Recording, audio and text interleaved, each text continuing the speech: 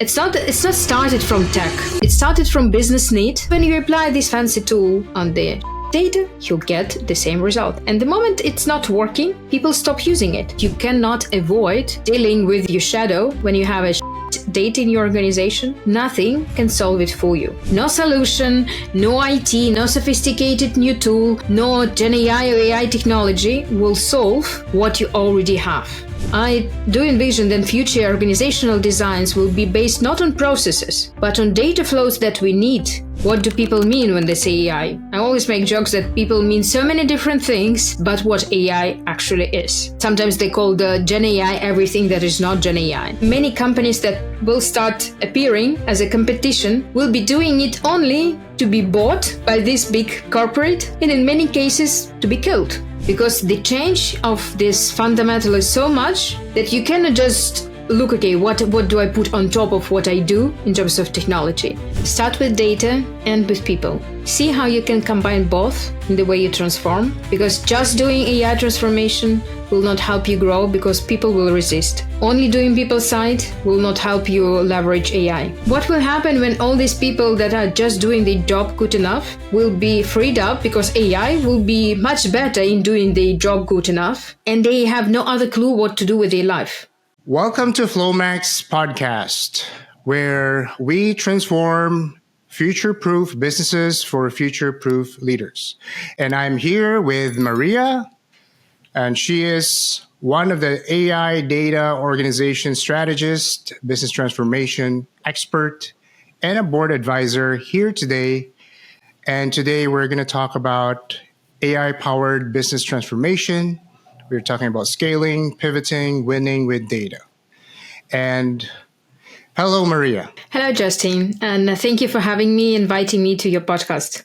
Do hope this today conversation will be insightful for both of us and for those who listen to us. Definitely. I'm very sure that it will be.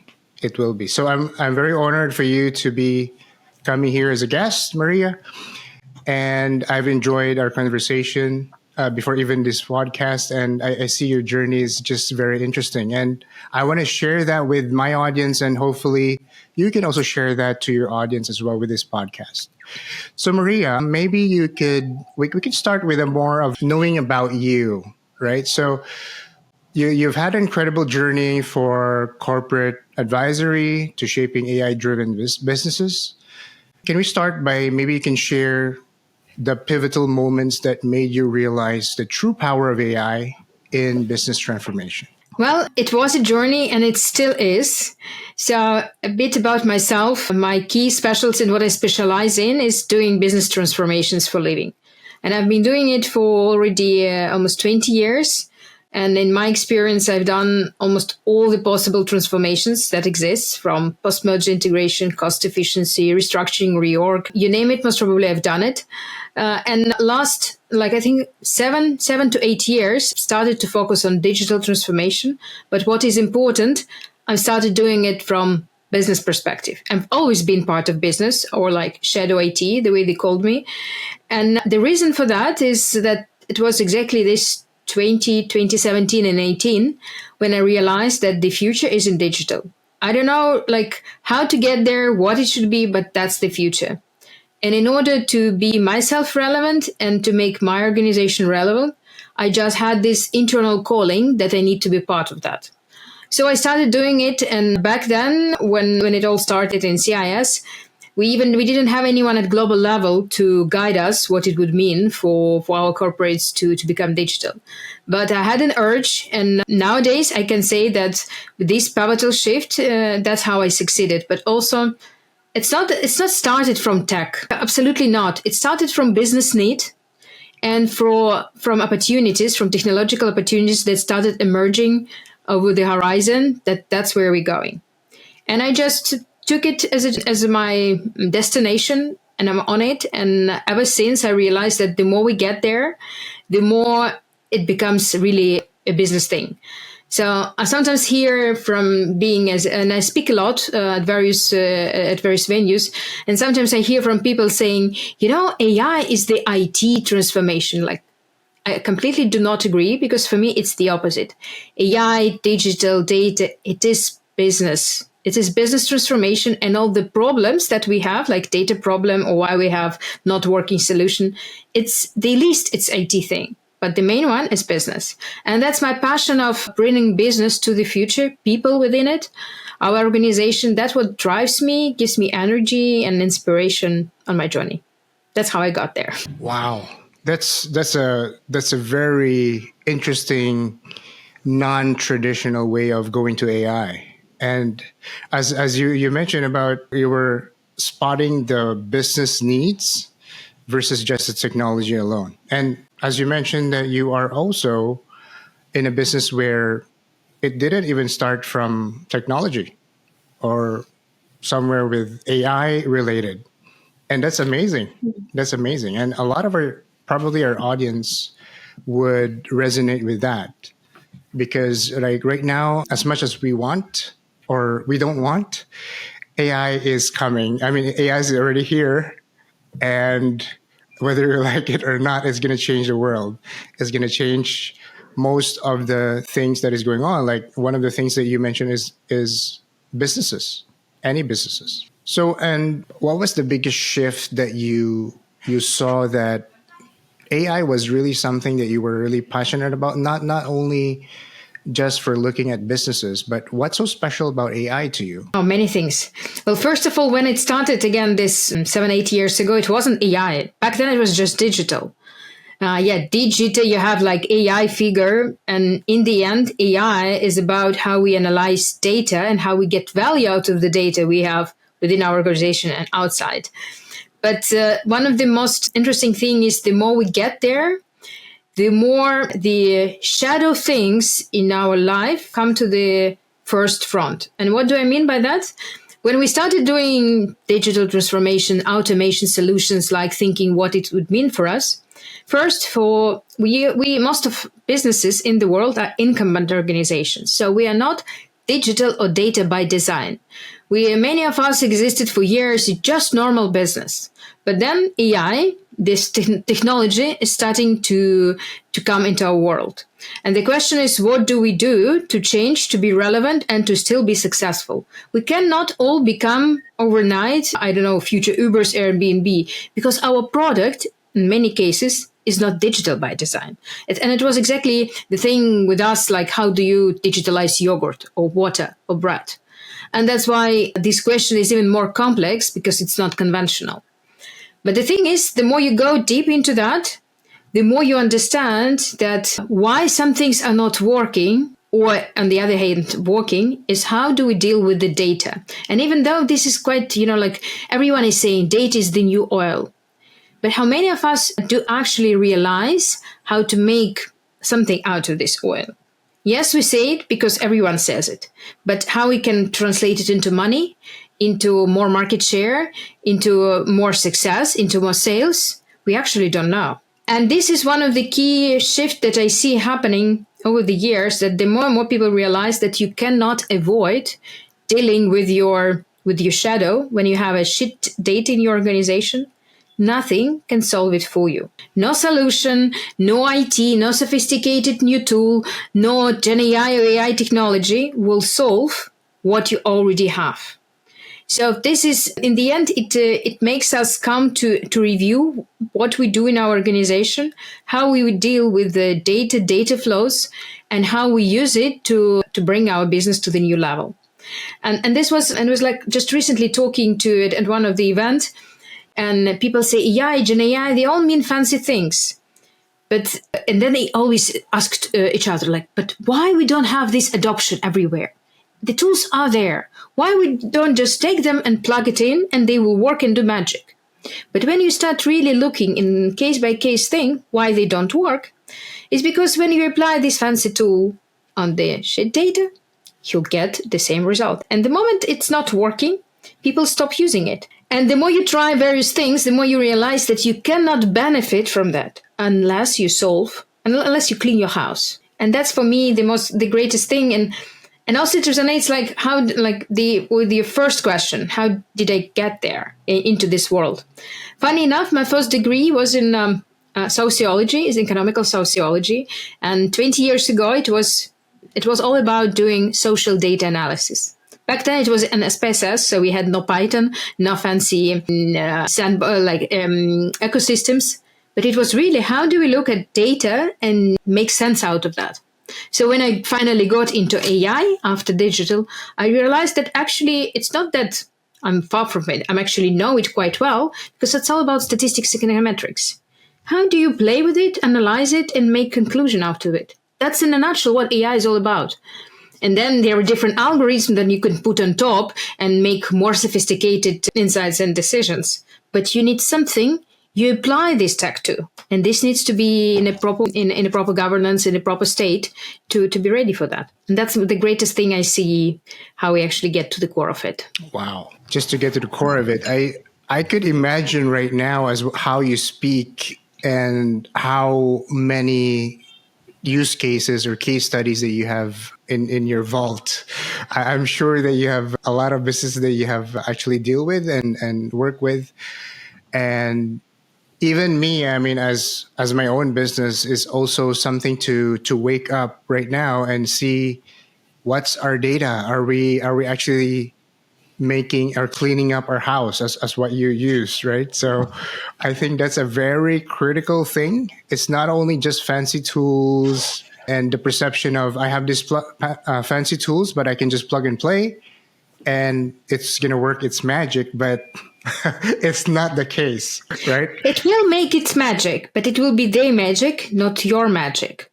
And whether, like, you cannot apply the same magic to all the companies because then there is no competition, there is no unique value proposition, no differentiating factor of how you actually win. And that's the key conscious decision every business needs to make, and from small size to big corporates.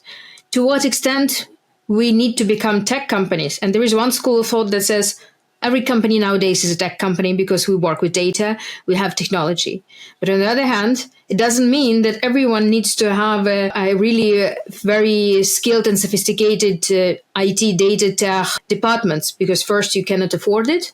Second, why they will come to you but not to, say, Google or some more interesting technologically places. And then the question is whether you will still be competitive and relevant in your actual business, what you do. So this, and every company makes their own decisions. Some make conscious decisions, okay, we focus on our core specialty. Like, for example, in my corporate setting now, it's nutritional science and products in food. And then we see how we partner with those who have their own product in tech and data. And then it's a win-win thing. Then we both can win. They bring their best, we bring our best to the table and make the best products. So every business needs to think what is the strategy for them. Yes, and that's very valuable. Like when you're doing innovations, I mean, data is the powerful thing as long as you know how to utilize it, and of course leverage AI as well, right?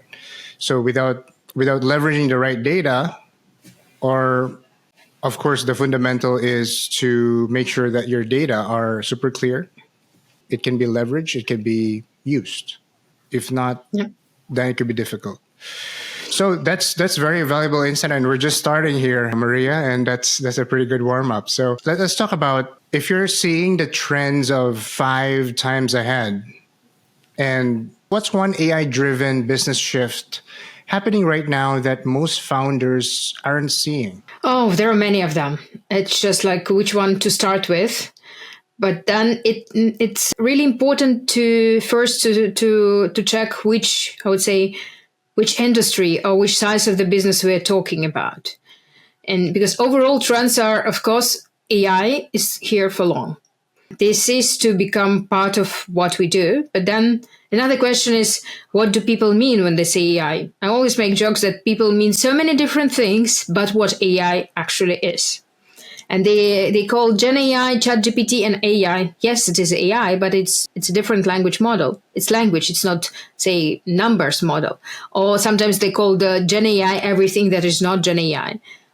And then what is the impact on your business? Actually, there are limits to where Gen AI makes an impact. And then when the actual AI with analyzing data makes much more impact. So, but when we look at the key trends that will be happening, I can say there are a few of them. First, it's silicon shoring. And by this, I mean that the more and more, the more sophisticated AI becomes, and it's just a matter of just few exponential changes of AI, Gen AI chips, where we will have a completely different approach to tech, and where companies will be able to revise and redesign their business processes, not to optimize it in terms of to outsource to people or to other organizations, but to outsource it to AI. And then it will bring a drastical change to the not only workplace, but also job market, and what people would need to revisit the jobs, meaning of job, what they're gonna do, and also how you as a personality should be still relevant for the future to be able to earn your bread. For businesses, it would mean also to do this organizational redesign approach, also to be competitive, because in the end, and that's quite a recent observation that I had, all these hype things, they go in waves, and normally it's like 2, maximum 3 years wave. And AI is already here. AI, Gen AI hype is already here for almost 2 years. So the question is, what is coming next? And many people say, yeah, that's quantum. But also, beside the technological hype, what I see is that once we survive through all these technological and engine changes, we will come again to business transformation. Because the change of this fundamental is so much that you cannot just look, okay, what do I put on top of what I do in terms of technology? But how about we look again at the business? And then I really foresee next year will be again a lot of need of revisiting business model, cost efficiency changes, projects, cutting costs, changing processes, changing organizational footprint structures, lots of mergers and acquisition, and also changes with it. But AI and then, okay, quantum will just add another layer to what needs to be taken into account. There is a funny thing. Once one of my mentor shared, and I was like, yeah, AI, what are we going to do about that? And he's really like many years GM, like about to retire type of level of professional. And he said, 20 years ago, there was another hype. It was about logistics. Yeah, like what? Logistics? Yes, and the way people talked about that was more the same way people now talk about AI. But then nowadays, we do not even consider it as a super differentiating factor, right? It's kind of normal part of the business. So the same will happen with all this hype. The question is how we go through that. The speed of change is much, much bigger than it used to be, and how we navigate and be agile, not only in trying the solutions, but doing the rest of the change within the business and in our relationship with customers, suppliers, in our market ecosystem. In a nutshell, I think this would be key thing that is that are on top of my mind of what's happening and what we need to prepare for. So quantum is like just another layer, and yeah, it makes sense because, as what you said, like before, logistics was so big. Like even before, like the internet was so big, right? So it's all about riding the wave and where is the wave going? And AI is a new wave. And as you said, there's quantum, there's so many things. And I think the key thing that you mentioned was very, very appealing as what you said about, I think the business transformation is quite big. And from the name business transformation, as you can imagine, there's so many things you can transform in a business, right? But I don't know how many percent right now, in your opinion, like in a business, how much can you transform? And would you have like a critical components in a business to transform, in your opinion? I think it's not how much you can transform, but how much you can transform in one go. Because when I started doing transformations 20 years ago, back then it was just projects and programs. It was a new profession back then. It was developing with me, growing within it.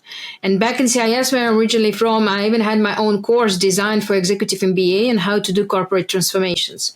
And I did it based on my practice because technically there were no books about that. So the knowledge area was growing along with those who were successful enough to do these transformations.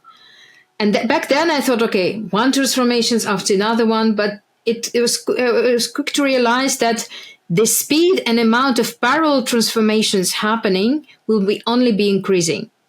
So that's why the need of, say, portfolio management, and it can be not only just portfolio management as projects, but then you will have AI, data, all these layers just within.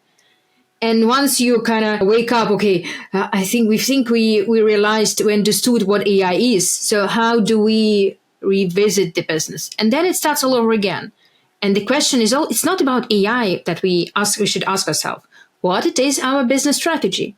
What is our core value proposition? What it is our product? Who are our customers? And then by answering this need, it's like I really mentor a lot startups and scale-ups, and also sit on boards on some of the scale-ups. It's always the question is, what do we want to achieve? Where are we going? What's our vision? What's our differentiating factor? And then how we can embed best business practices, AI practices, tools and solutions to deliver what we are best in. And then we have a conversation, because if we just focus, how do we become AI enabled, to do what? Or in order for what? Will our customers value it? And that's the conversation you need to have. And nowadays, with all the speed of change and amount of change, many businesses just don't have time to have this strategic session. You know, like what you normally have, I don't know, once a year, something big that you revisited. But it's no longer enough. 1 year is too long. You need to have more or less more regular, at least shorter period of maybe not like 3 days or so, but regular review. Are we still going where we want to? Is that what we still want? How the world has changed?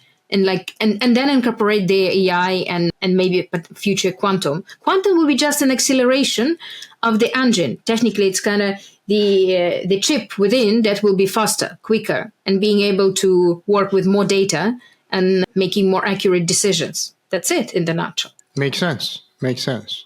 So can we wire our brain to be able to have this as a partner, not something like a black box we don't realize, because we need also to evolve in the way we understand this technology and implications and how we live in this world. It's how amazing how you put it, because like the attention goes to how can we use AI? How can we use this? How can we use this? And I think in the end, instead of focusing on the, as you said, the core values, the vision of the company, like why did you start a business in the first place, right? It all goes back to the beginning, the reason, the why. I would say it's very practical, but refreshing, yes. Whenever because I had so many situations like, okay, that's the strategy. Do we do this? Okay, where are we going?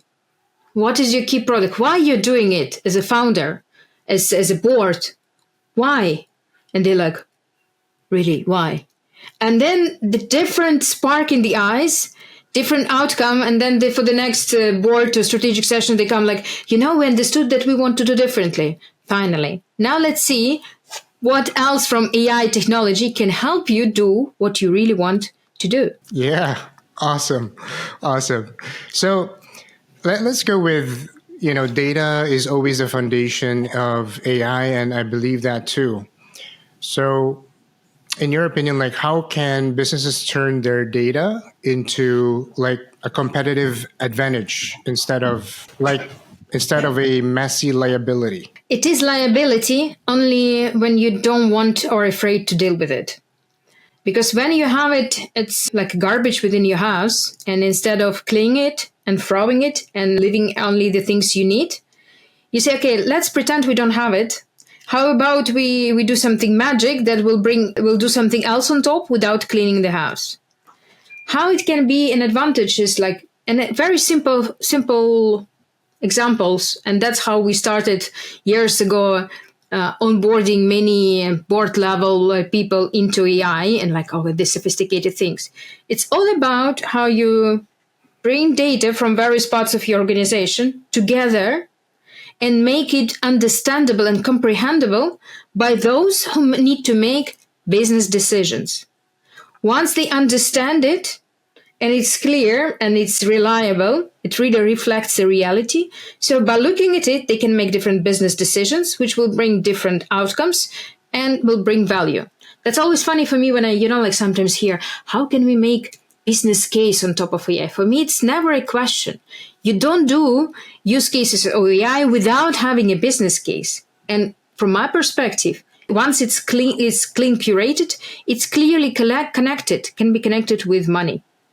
Because it's kind of the same paradigm or dimension of things. On the other hand, what we also see from data, from what I see at least from data perspective, and again, it was my kind of my last year journey of going in depth into the data governance as such, because my journey in data world, and I really like now more exactly this term data, because by AI and Gen AI people, it's too fancy. It's like a shiny object. People don't realize it. But when you talk data, people understand what you talk. But one thing first, I started with doing strategies. What we need to do, blah, blah, blah. But then, okay, how do we get value out of it? Analytics, insights analytics, like all sophisticated models. But everywhere, things that didn't work on that journey were because either we didn't have data, or it was manual, or it was crap, or we just, and I'm quoting now one of the person, it took me 1 year to convince how to work with it, because when I was coming to a person saying, how can we help you do your work better with AI? And they're saying, we need a dashboard that shows us everything. Great. Where the data comes in order to put it in the dashboard? No, we don't have data. We need a dashboard, Can you make us a dashboard? And it took me a year of explaining how this whole thing works. So you mean I need to first think what data sources I need to connect in order for then you apply some data science and your AI magic to get certain insights out of it. Bingo. Then the conversation started. But then after doing all these data analytics, in the end, you cannot do a whole data infrastructure, architecture, or data modeling for every problem. Because you cannot maintain it at the company level. It doesn't matter how big it is or small. It becomes a liability and investment and that you need to pay in order to, to keep different pieces of your house clean. How about you do the full renovation of it in a practical words, analogy speaking? So that only then when you realize that you cannot grow from use cases, and that's my deep belief that use cases, and this is the basic of all the books that have been written about digital transformation. If you look at the frameworks, how you become AI driven, digitally driven, you start with strategy, then you do your use cases, and then happily ever after. There is no framework on how you do this happily ever after because you cannot scale from use cases.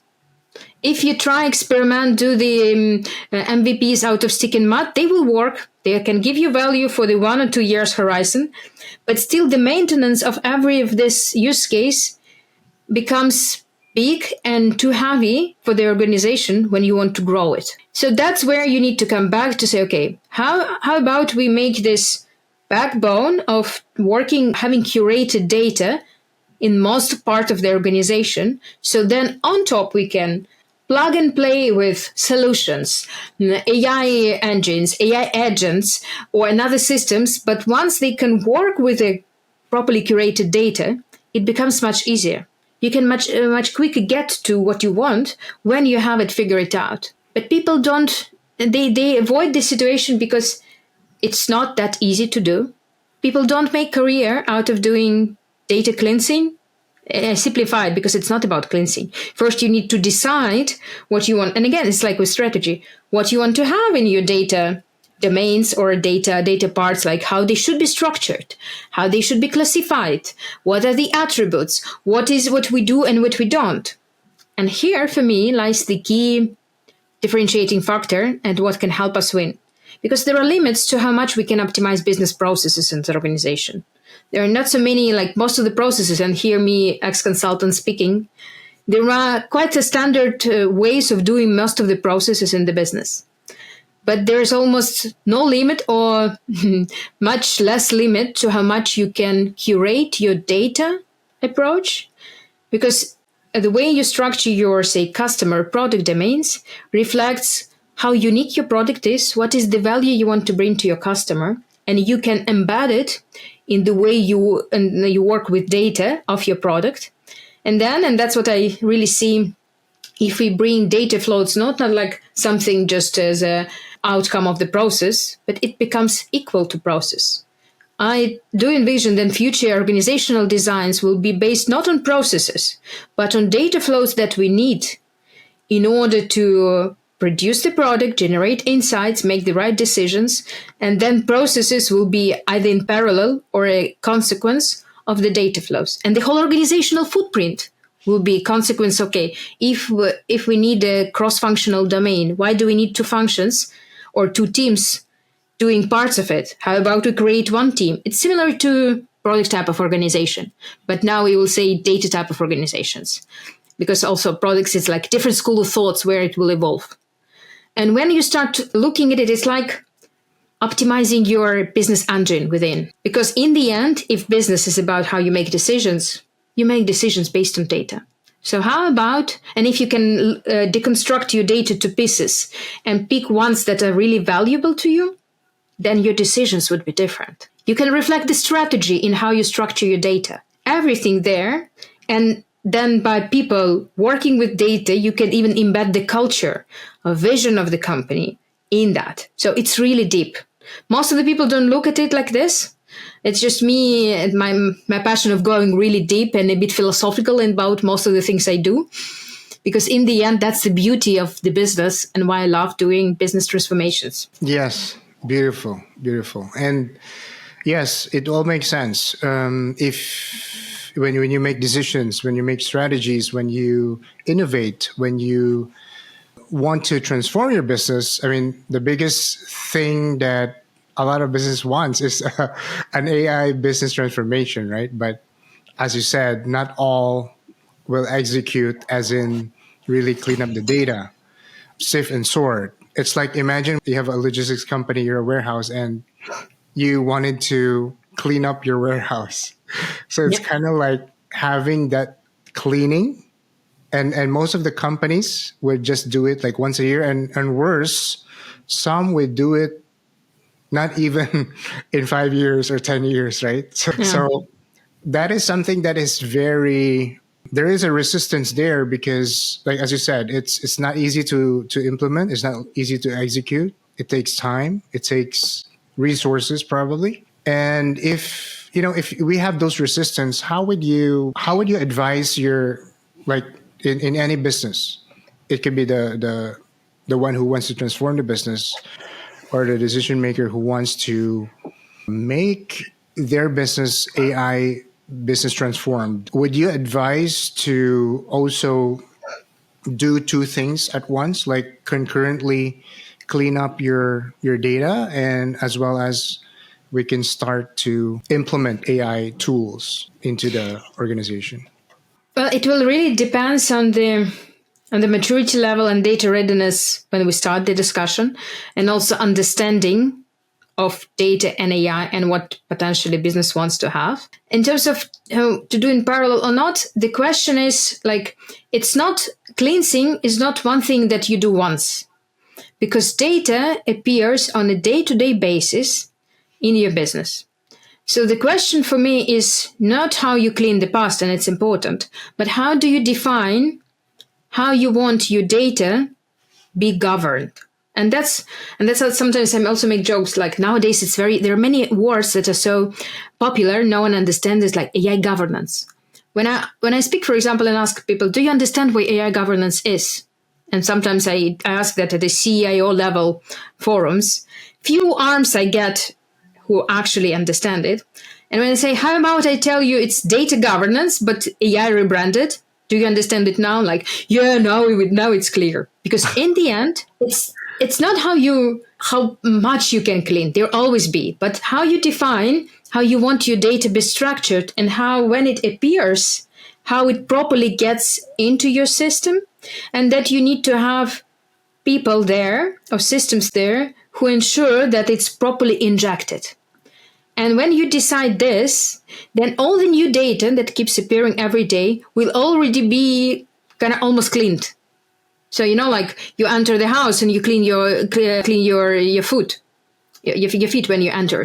So it's the same. If you make this proper doors and what you do when the data enters, so it starts working. And then you decide, okay, for the future, where I want to get, which data I need from the past. And so you make conscious decision which data you take with you. And funny enough, the rest you don't need to clean.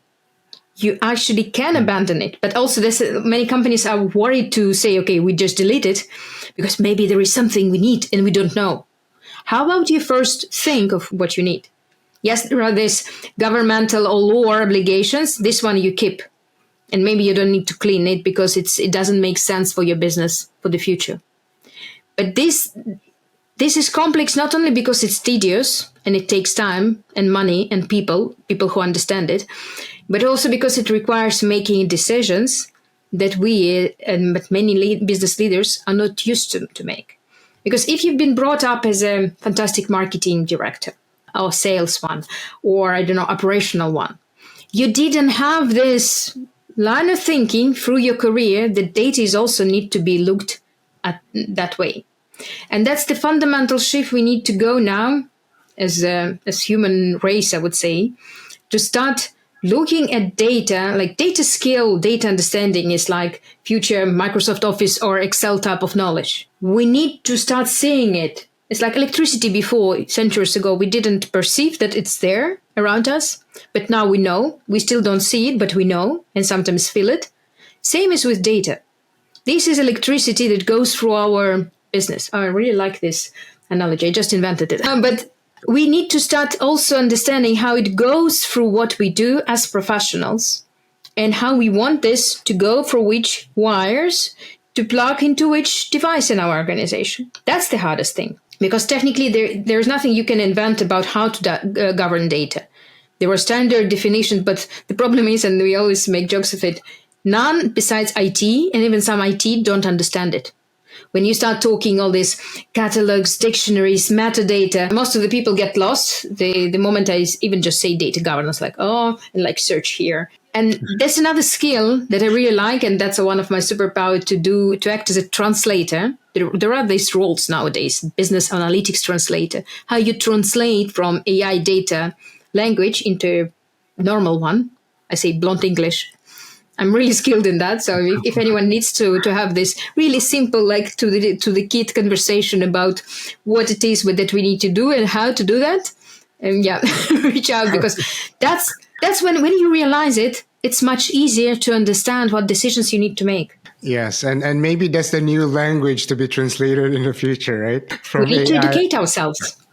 Yes. And if not, it's like also recently I was speaking at the European Women on Board event, and they were all about AI, board governance, board both executive and non-executive. And this was the question, one of the last one, like, what is one thing you would recommend? And we all were aligned on that. You cannot keep up with the things that are changing just by hoping it will come your way itself.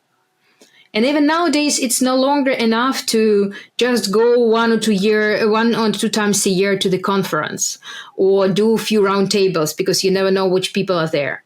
Or like before, how companies evolved, they evolved through consultancy business, because consultants, they do some project with one of the client, then they make the framework and thought leadership knowledge, and then they come to another company and sell it as an experience, then do with them, and that's how they grow. That's how you grow business expertise and transformational expertise. Nowadays, the speed of change is so fast that many consultants, they just cannot keep up with that. So, and I experienced it also myself when I start reaching to some people like, have you done this? Have you ever seen these things that I need? Like, no. Well, maybe conceptually, so I have to figure out everything myself. And that's why what we say, like the best way for people to keep up with that is to have, it's either the what I call personal advisory board thing, or what we call, another lady said, the board whisperers. You need to have a trusted circle of those people who can translate to you or explain certain things to you which are relevant to your industry, and have this space that is safe to ask stupid questions. Like, I don't understand, what's the new thing? Can someone explain me that I can digest and do something with it?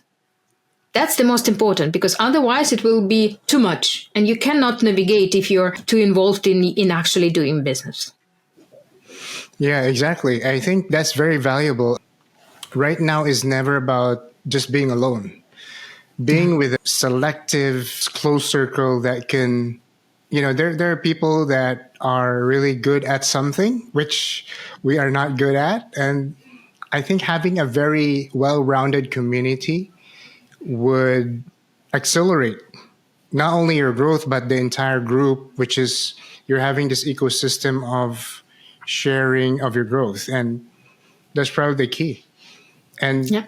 I just kind of I have that idea and I'm building that too, but I'm also kind of happy that you have that idea, which is it's like a confirmation of okay, it works. So I don't know which idea you have, but I even think that it can be one of the type of businesses that the people who are well connected and have a wider network can make it as a service to curate this type of circles as per needs of certain companies or founders, like really to be industry specific, strategic specific, to really have this thoughtful conversation, not just like random, like you have in a conversation, because nowadays you get invited, pick the round table, and then hopefully there will be people that will be interested to really to talk to. But why spend time or waste time on something that can be done differently? exactly, time is the most valuable asset right now, and it's similar to what you mentioned, but it's like you have your own inner circle of experts. Yeah. They're experts,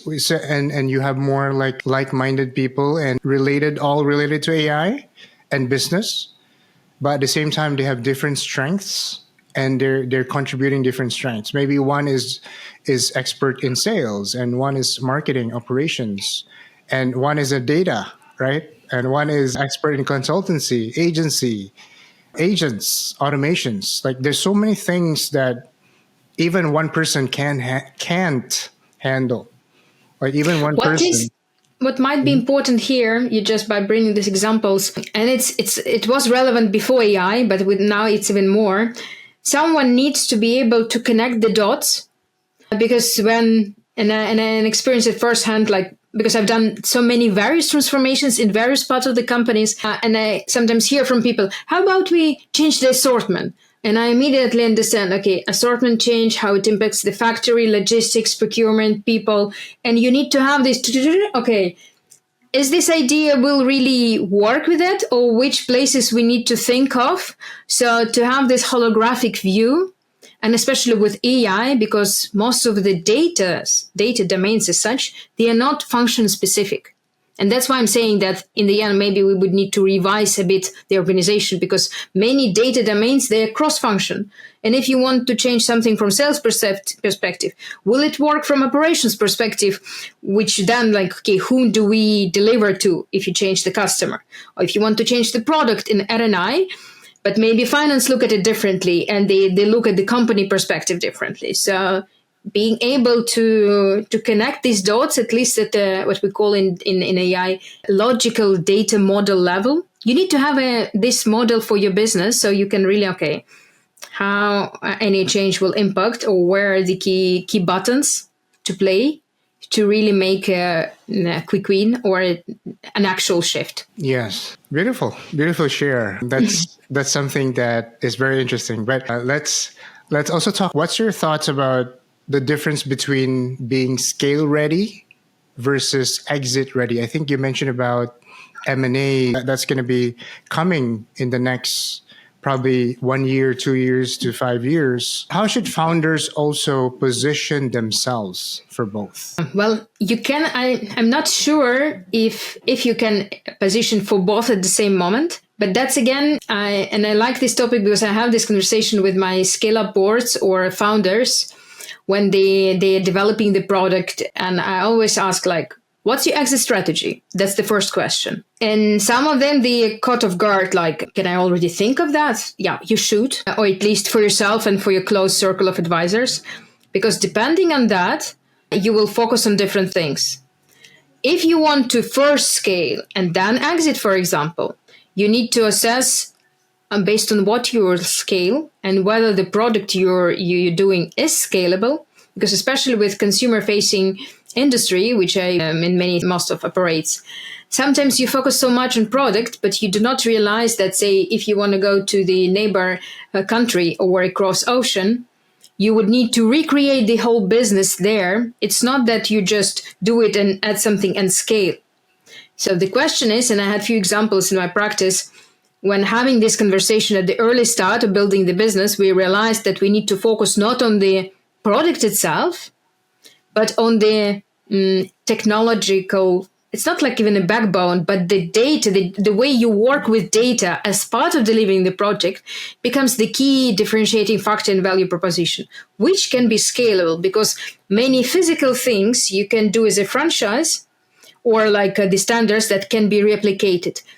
But then why you become valuable for potential exit? Because you have the unique way how you connect the data or work with data and build it as a business, as a core of your business model.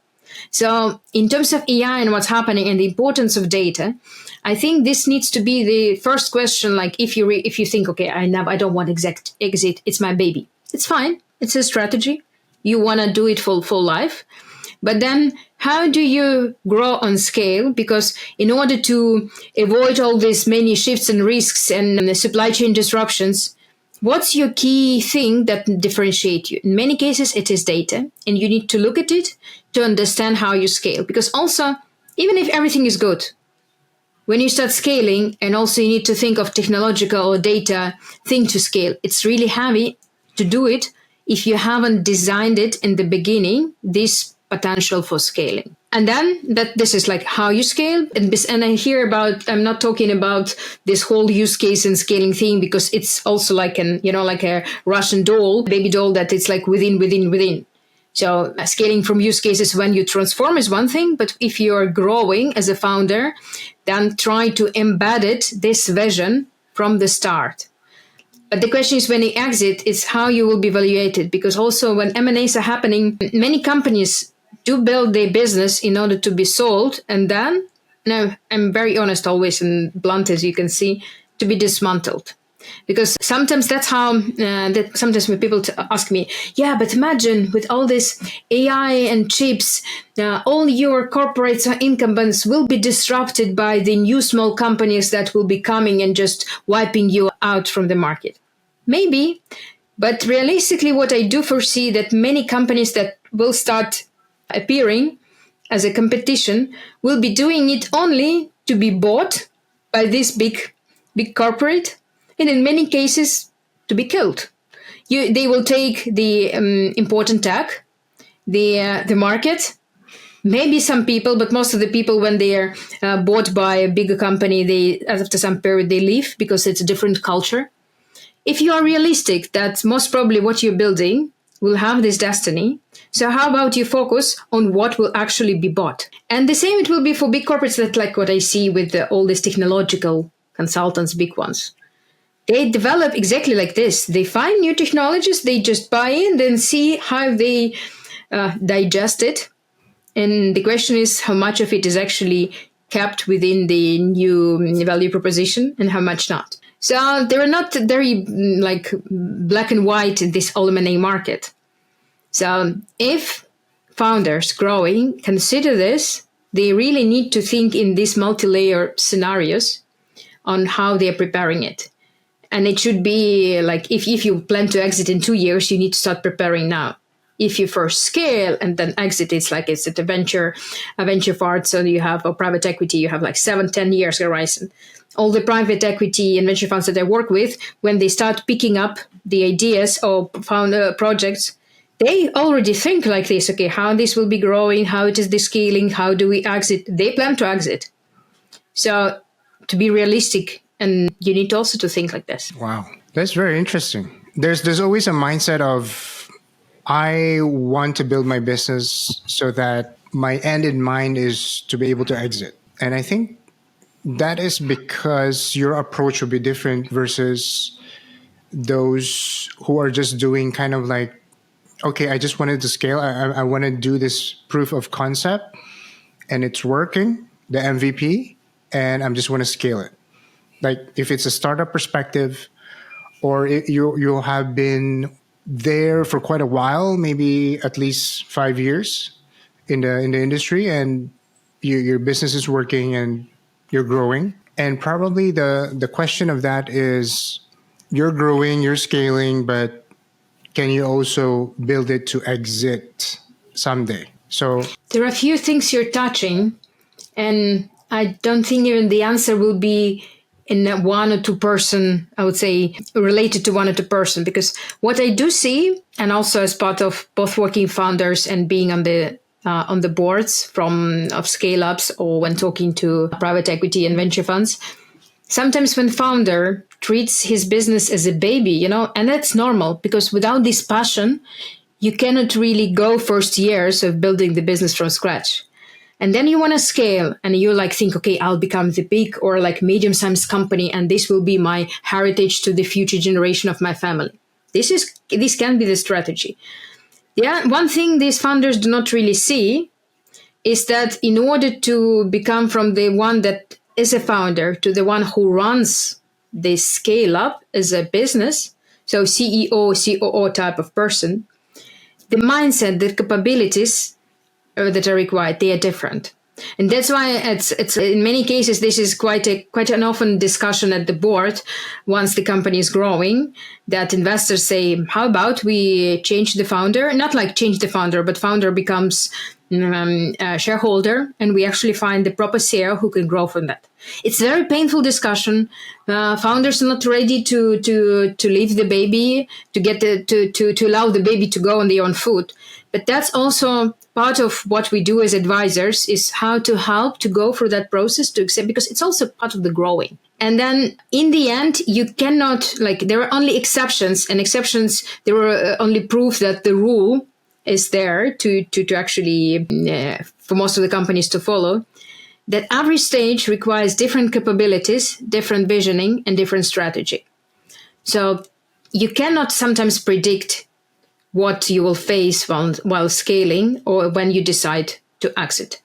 But this all started. It's not like something new. It's every time special, because people are going through, and it's about people. That's what I love about all this business transformation. In the end, is how about you deal with people, what conversations you have, how you help each other, how you help grow each other and understand it. Because that's the journey of most of the founders. It's a personal and business growth. And it can be a bumpy road to the scaling and to the exit. yeah, that's true. That's true. When there's emotions attached, I think it's also very difficult to leave it to someone else if it's your baby. Yes. So you've helped startups pivot their business models for massive success. How do you know when it's time to rethink about the business model versus doubling down into one? It's not how I know. It's about what founders answer when I start asking them plain questions about strategy, vision, product, why. Because in many cases, founders, and it's not like founders, we as people, we have our own dialogues within our own head.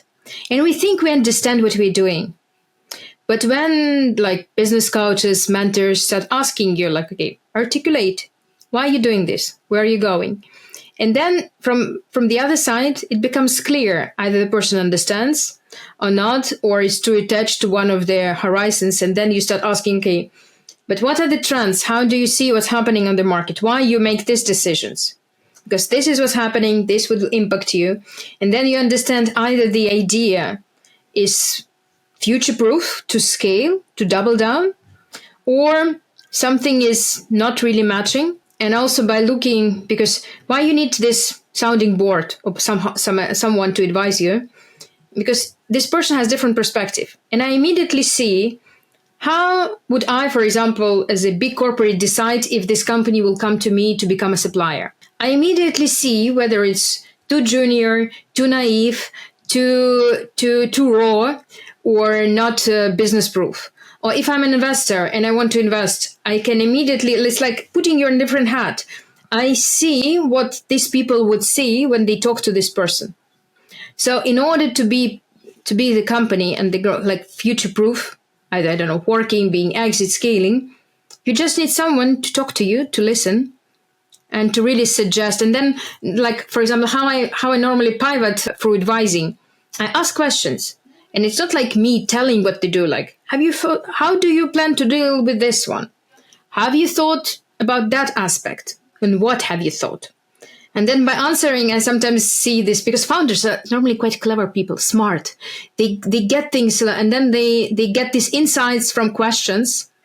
And then you don't need to really buy the dam with all the forces. You just show them different perspective. And if it's what they want to do, they just grasp it and then, and grow from that. So it's more like you are holding their hand and just looking at, what do you think? How do you feel? And you're just... It's not that, like coach type of questions. It's more reality check. And maybe because, I don't know, because I had a really diverse experience in different roles and perspective before doing corporates or consultancy.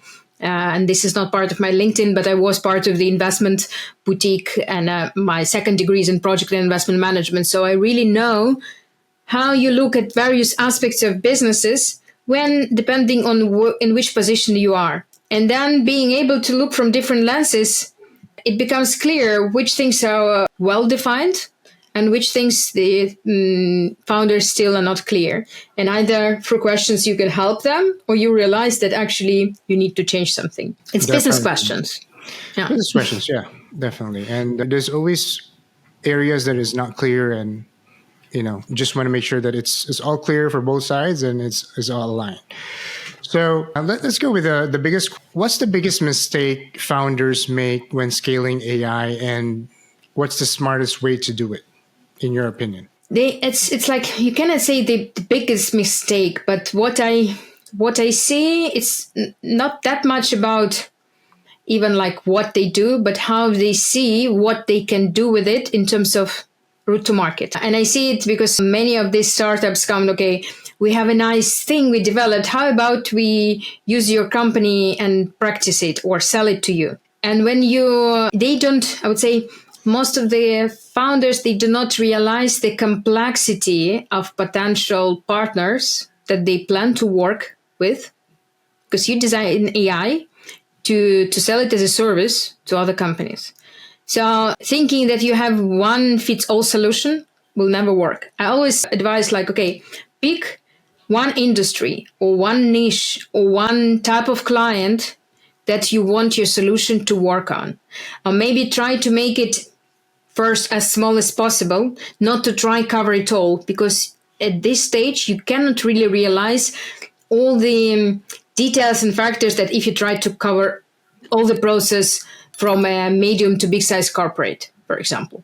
But if you start with small, you become expert in it. And for example, you choose medium-sized company, I don't know, consumer sector or electronic sector or health sector, and then not only prove, but make it solid and with a growing market share solution, then you can see whether you can apply your engine to another industry. Because I also sometimes hear from companies, from founders saying, we can do it for state for state-run companies or for ministries and also for private sector, for everyone. We just come and do that. Well, it's naive. And the moment I hear that, I realize that actually they don't realize. But when they become specific, so yes, we've started with that industry, then we realize that this industry also can leverage, and then we practice and we start adding up. Then I understand that they know the business, because the point is not about AI solution, but understanding the business need, where you plan your AI solution to apply to. And that's what many founders lack. The business need and, as you said, the counterpart. As well. How developed or not developed other companies are. What are the internal problems of this how they make decisions. What are the needs? Will it work or not? What are other players? Sometimes I have great startups coming and, we automated one step, really nice SaaS AI solution to automate one step of the whole process. Why would I choose you if I have a solution for the whole process? Maybe it's not that sophisticated for every step, but makes sense and covers quite a lot. Yeah, but here we can do it. But then how I plug you into all this ecosystem that I already have? It works for other companies who do not have this solution and they start building, like this microservice system connect. But then this will be your conscious choice. So you go only for companies who do microservice infrastructure and connect small solution. But then how do they work with data? Because this also needs to be managed. So many, many complex questions that I can ask almost any founder or startup to figure out what are the blind spots. Like the key thing of business mentoring or business tracker, or anyone who advises, is for questions to find where is the blind spot of founders, of management team, what they don't see, to help them see it and help decide what they want to do about that. That's a very key. I think if you're a founder or an entrepreneur or you're the CEO, there's always a place where you can't see. Those are like your blind spots. And for big companies, what you can't see is what AI is. It's the same thing. You by asking questions, you realize it, and that's where you contribute and help. Exactly. So that's beautiful. And let's go about with the side of unlocking AI, business growth, and profitability, right? Maybe I just wanted to start asking you, what's one AI-driven strategy that can immediately increase a company's revenue or efficiency? I believe personally that the easiest way would be go with efficiency, because it's like if you look at the P&L, it's like either it's top line, how you generate revenue, or bottom line. From my experience, it's easier with the bottom line because that's the data that you already have. Most of the top line revenue, it's you need to rely on third-party data, on customer consumer data, media market, and you need to make too many things to really do something out of that. But the data you already have in your processes, in your supply chain operations, that would be, and that's what I did in Danone, and advised to many clients. Just go figure out your own data, your finance operations, how you plan. Some HR can be also the data, and then depends on your need. And then try to get efficiency out of that, because this will free up your money that you can invest in something on top. And I know it's like you can do it within 1 year to really put together even yet out of mud and stick first to prove that you have it. But having in mind that, okay, how you grow from that, then you can have a proof case, free up money and invest it in making it fundamental. So this would be my first advice, because again, I do believe it will be easier to generate rather than from revenue. Revenue, it will be really depending on the route to market.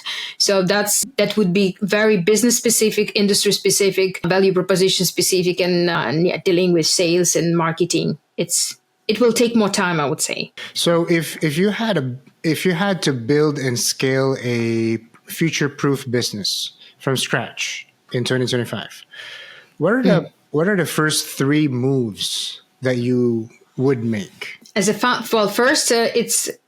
as a founder, I would think, okay, where I want to play with what's my value proposition? But that's really like why you do things. And then if I want to work with it, what are the prerequisites in terms of data, of course. So I would start designing product even from data, because nowadays you can use your intuition or gut feeling, but unless proven by data, it also doesn't make sense. So all this standard startup traction, building MVP, proving certain ideas. But when you do that, don't do it in a chaotic way. Like most of how I see like startups, they start doing backlog with hypothesis. How about this? How about this? Like, but why you have this hypothesis? I don't know. I just thought of it. Like, no. When you even put the hypothesis to check, even this hypothesis need to be backed with some data why you decided to check it. And this will be the fundamentals. And then once you, for example, have proven that your product there is a market for that, there is a product market fit, that, okay, how do we start making it data sustainable and then process organization sustainable to grow? That would be my first steps. But like in the end, business, it's first about business. So it will be standard business approach, how you build it. And then AI or data will be just important layers within it. Beautiful. So let's go with more of the leadership perspective, the boardroom perspective, right? You work closely with boards and advisory teams. What's the biggest AI misconception holding leadership teams back? It's not misconception, it's like not understanding it or confusing AI and Gen AI or thinking that this is a magic wand or the opposite, thinking, saying we don't believe in it. And I also have seen it a lot, or saying something, how about we wait for the younger generation to come and show us and tell us? So it's not misconception. It's literally illiteracy. Misconception would be thinking that if you plug in AI or Gen AI solution, it will fix other problems that you try to overlook, like the data problem, or lack of business vision problem, or lack of strategy problem. And then fears to have an open conversation about that. Because only once you have clear answers and understanding at your board level, where we're going, why we're doing, why we're not doing, it can be quite a viable decision why we do not employ certain AI or Gen AI tools, because it doesn't make sense from our business model perspective. Or we're not yet ready because our data is not good, or solution outside is still to be perfected for us to use it in a cost efficient way. Then you can drive it. But having this conversation, understanding it, how you bring on board not only your board, whether it's supervisory or executive, but also people around it. Because it can be, if you have one person understanding it, no matter where in the structure it is, it's not enough. You need to have a certain level of understanding and knowledge in all the levels of the organization. They will be different. And this whole composition is the one you need to manage when you want to do transformation. Makes sense. Makes sense. So I know that you have been dealing with a lot of non-tech companies, non-tech founders. What's the fastest way to move from AI confusion to AI powered decision making? Talk to people. Because indeed, I specialize in incumbent, initially non-tech businesses. And there are different, like tech people who understand it, they go to tech companies. You will not have this problem, I don't know, talking within Amazon or Google about these things. But for non-tech people, non-tech companies, you really need to have, and I normally do one-to-one conversations because that's the safest place for people to ask the questions they want to understand. And also for me to see behind this postures and executive presence figures on what they really need and why they don't want to do something that they will not say openly at the boardroom. So it's really like I do this one-to-one in plain English so people understand it. And that's how you really get them on board. So at least they will move from resisting it and saying we have other important things to do to sponsoring the trial. And sometimes that's the only thing I need. When they agree, okay, let's do that. And they allow me to work with their teams and to structure it all. That's in many cases what I need. Then I'll find the other people who I need in the organization to really join it. But without sponsorship, even not really understanding one's sponsorship, you cannot move. Definitely. So now it's been an interesting conversation, and now we're going to overcoming resistance and embracing AI. And the first question I wanted to ask you would be: most businesses fear AI replacing them. How do you flip that fear into an advantage? I'm not sure it will be advantage, but there are several school of thoughts nowadays addressing this bias.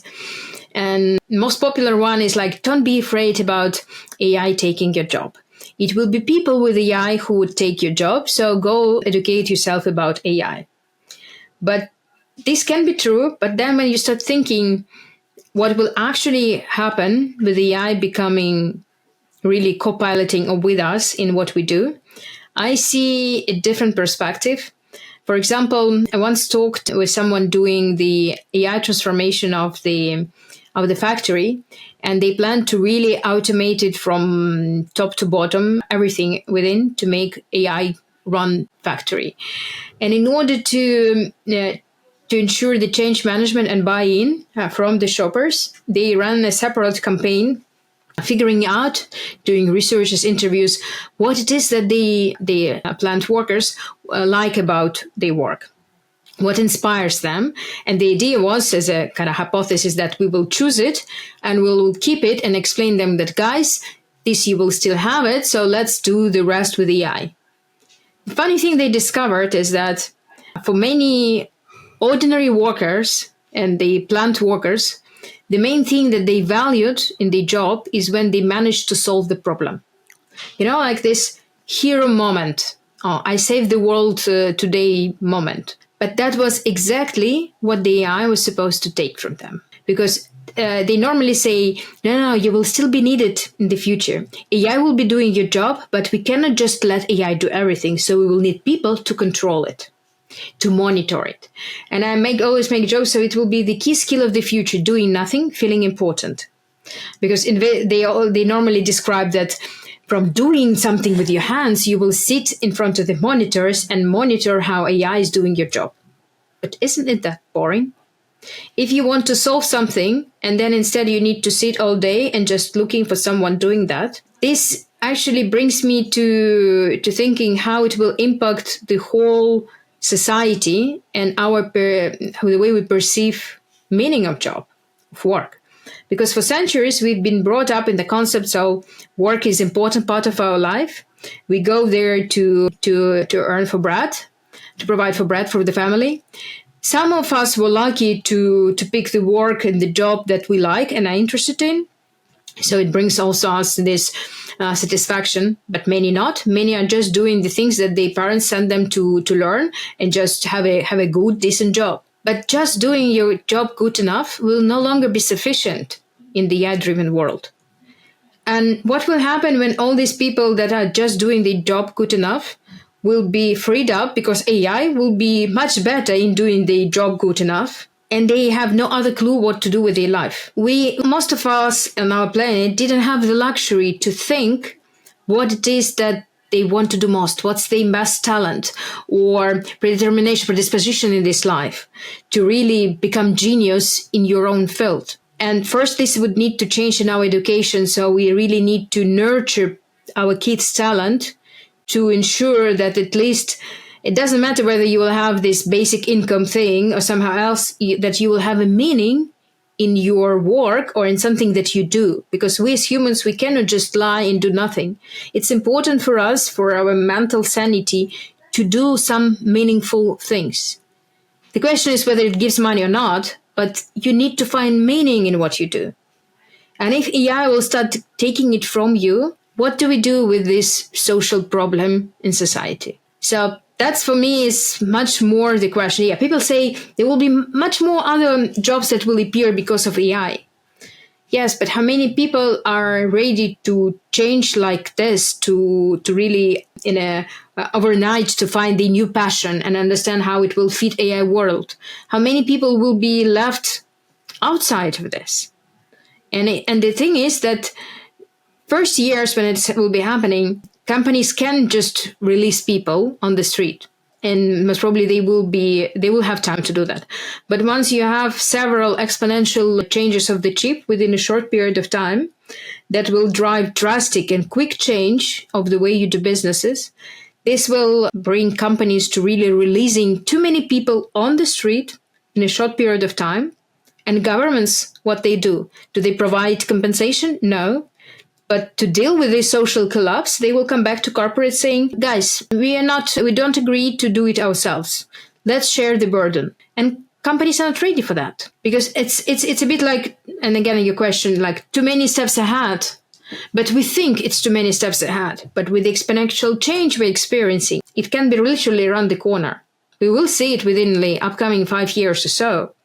Maybe not at the planetary scale, but in many cities, in many developed and developing countries.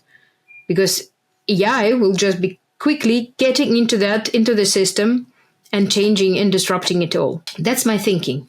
But to tell the truth, it might sound skeptical, but actually it's not for me, because in the end, I'm a true believer that AI will help us as human beings to elevate in the way we understand the work, meaning of life, or what we want to do. Because only by doing this, we stand the chance to be relevant and successful in the AI enabled world. Exactly. So we have no choice to evolve. We have no choice. And I fully agree. And if you believe in this or not, I have this true belief about people will only change or improve when there's something very fearful, very drastic that will happen to their life. And maybe AI would be one of that events, Yes. right? So For whether the those who want to change, it will be easier. But those who don't, they will still have to. Yeah. yeah, whether the companies are ready to adopt this, but in a matter of time, eventually they will be ready, Mm-hmm. and we have no choice but to adopt. So that is the key. We just don't know when exactly. Yeah. So interesting, very interesting. So if you could give every founder just like one AI driven business transformation principle, what would it be? Start with data and with people. See how you can combine both in the way you transform. Because just doing AI transformation will not help you grow because people will resist. Only doing people side will not help you leverage AI. So you need to find this bridge or find the person who can bridge business and people problems with AI and data problem. On the convergence of that, that will be your solution and way to grow. Beautiful, beautiful. All right. So thank you. Thank you, Maria, for joining this podcast and sharing your insights. And so, Maria, where can our listeners follow your work and learn more about how to integrate AI into their business strategies? Well, the easiest way would be to follow me on LinkedIn because I post a lot and also because I speak a lot, and you can see how here and there I share my evolving thought leadership. But the best way is to reach out and see how we can collaborate. Either it's strategy, workshop, advisory, parts of the job. Yeah, just reach out and see what's possible. All right. I'm sure I'm going to be sure that I'm going to put the link when I post this podcast. Yeah. So if you've enjoyed today's episode, don't forget to subscribe, share with your network, and leave us a review. And stay tuned for next week's episode, where we will continue to explore the cutting edge of AI and business transformation.